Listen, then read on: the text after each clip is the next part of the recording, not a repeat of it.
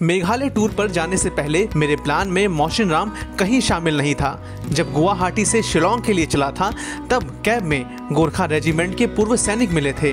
उन्होंने ही मुझसे कहा था कि इस मंदिर ज़रूर जाना। मेघालय में यहाँ के बारे में भी बहुत कुछ सुना, जैसे आप यहाँ किसी तरह की पूजा नहीं कर सकते हैं, सिर्फ पानी ही चढ़ा सकते हैं। सावन में कुछ लोग शिलोंग से यहाँ तक पैदल आते हैं। ट्रिप के सेकेंड लास्ट डे मैंने इसे भी अपने टूर में शामिल कर लिया। मैं अंजलि पेट्रोल पंप के पीछे भी गया था, वहाँ पे भी मैंने शेयरिंग का पता किया, बट मुझे जमा नहीं मामला।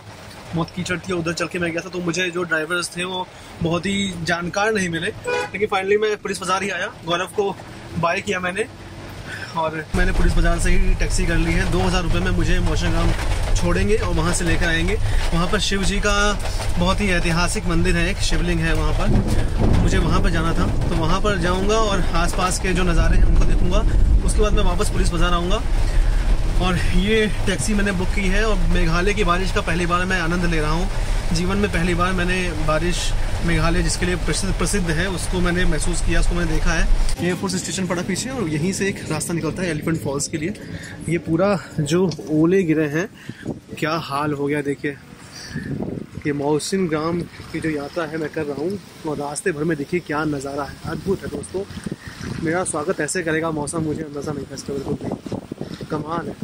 मतलब मुँह मांगी मुराद, जो मैंने नहीं मांगा वो भी मेरी मुराद पूरी होगी। मौशिनराम के लिए चले थे हम लोग शिलोंग से, और शिलोंग से 17 किलोमीटर आगे आ चुके हैं। यहाँ पर एक टाई जंक्शन है जहाँ पर हम चाय के लिए रुके हैं। भैया ने बोला कुछ उनको खाना है, तो सब नॉनवेज ही था, वेज कुछ था नहीं। तो मैंने बोला मैं तो वेज ही खाता हूँ। तो उन्होंने गाड़ी आगे बढ़ाई, लेकिन मैंने बोला आप खा लीजिए, कोई मुझे परहेज नहीं है।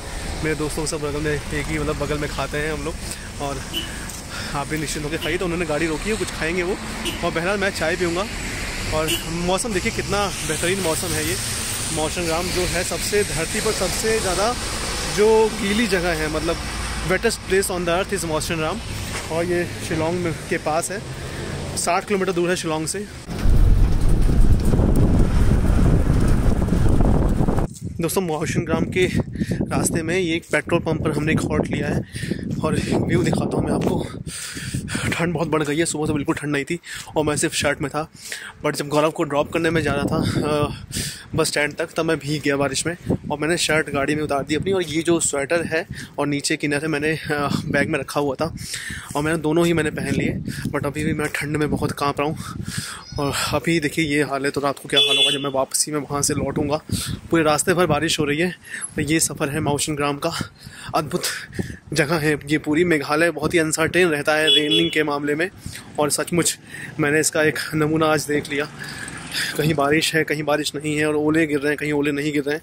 बट काफ़ी अनएक्सपेक्टेड और बहुत ही मतलब इनक्रेडिबल ये जर्नी है मेरी। तो चलिए आगे बढ़ते हैं इस जर्नी में।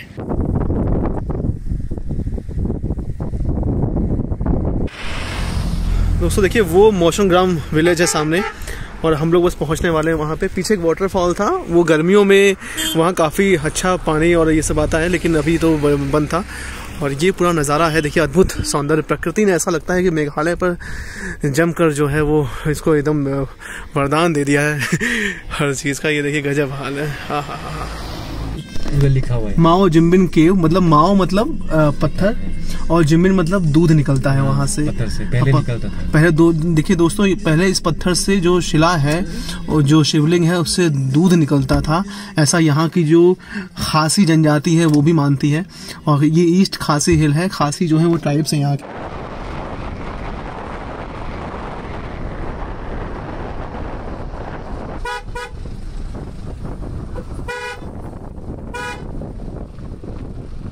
दोस्तों 20 रुपये की टिकट है एक आदमी की, और 20 रुपये जो गाड़ी का फेयर है वो है यहाँ के लिए।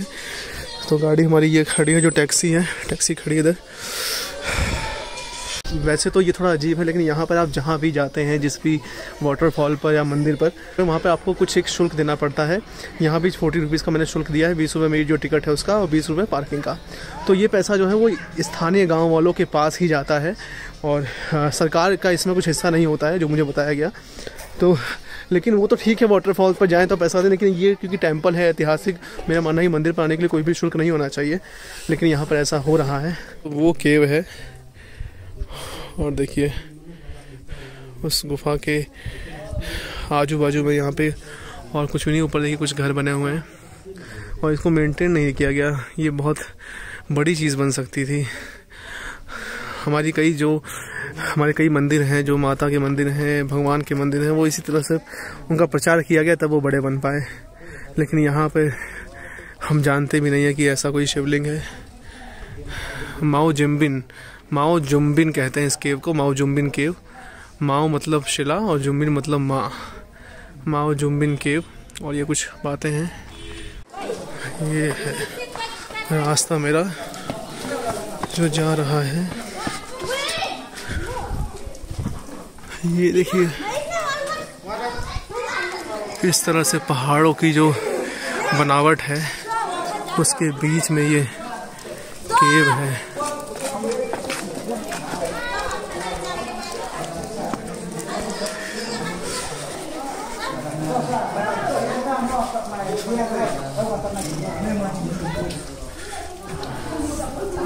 देखिए लोग देखिए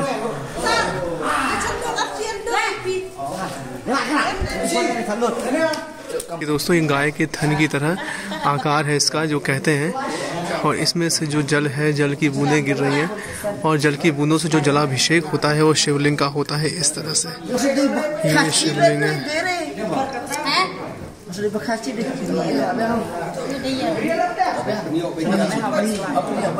दोस्तों, ईस्ट खासी हिल के अंदर माउशन ग्राम में ये गांव है जिसके अंदर सदियों पुराना एक शिवलिंग मौजूद है। और इस जो शिवलिंग का जो आकार है, कहते हैं कि ऊपर से पानी जो जल की धारा है ये टपक रही है और ये जो जल की धारा है इसको माँ की संज्ञा दी जाती है। और इस बच्चे को, ये जो शिवलिंग है, कहा जाता है कि बच्चे का मुंह है और मुंह देखिए खुला हुआ है। आप नज़दीक बार दिखाइए, मुंह देखिए खुला हुआ है। सीधा जो जल की धारा है वो यहाँ गिर रही है। यहाँ से सदियों पहले दूध गिरता था, अब वह पानी गिर रहा है। और जो खासी लोग हैं, यहाँ की खासी जो ट्राइबल कम्युनिटी है, वो भी ये मानती है कि यहाँ से पहले दूध निकलता था और वो भी इसको माँ और बच्चे से जोड़कर देखते हैं। अगर आप कभी मेघालय या शिलोंग आएँ तो यहाँ ज़रूर आएँ। वो 60 किलोमीटर दूर है ये जगह शिलोंग से। आप 2.5 से 3 घंटे में यहाँ पहुँच सकते हैं और इस इतिहास को, इस हिंदू धर्म के इतिहास को अपनी आँखों से देख सकते हैं।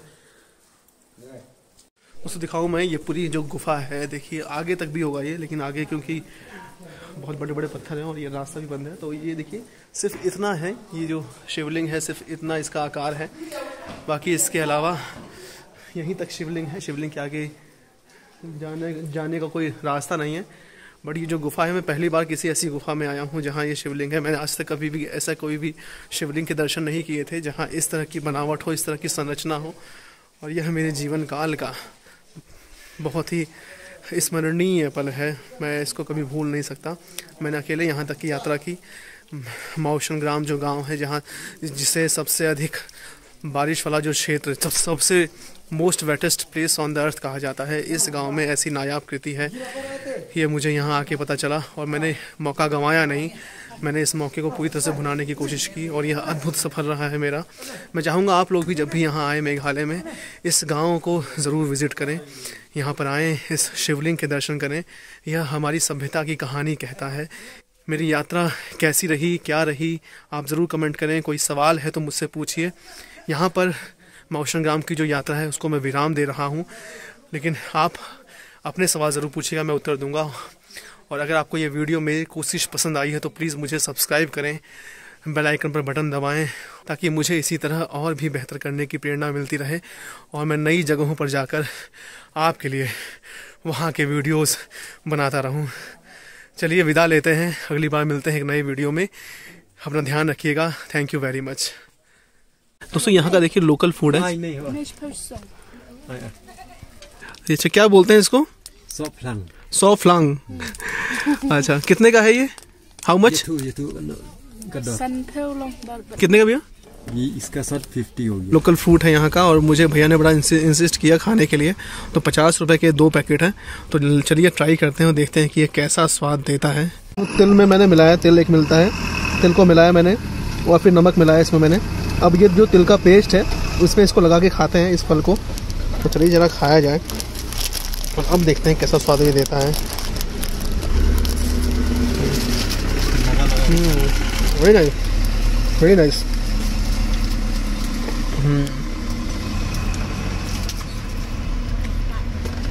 अगर आप मेघालय में कहीं भी घूमना चाहते हैं तो विजय लिथौन जी से भी संपर्क कर सकते हैं। मैंने मौशिनराम तक के लिए इन्हीं की टैक्सी बुक की थी। इनकी हिंदी अच्छी है तो आपको भाषा की परेशानी नहीं झेलनी पड़ती है। नंबर नीचे डिस्क्रिप्शन में मिल जाएगा।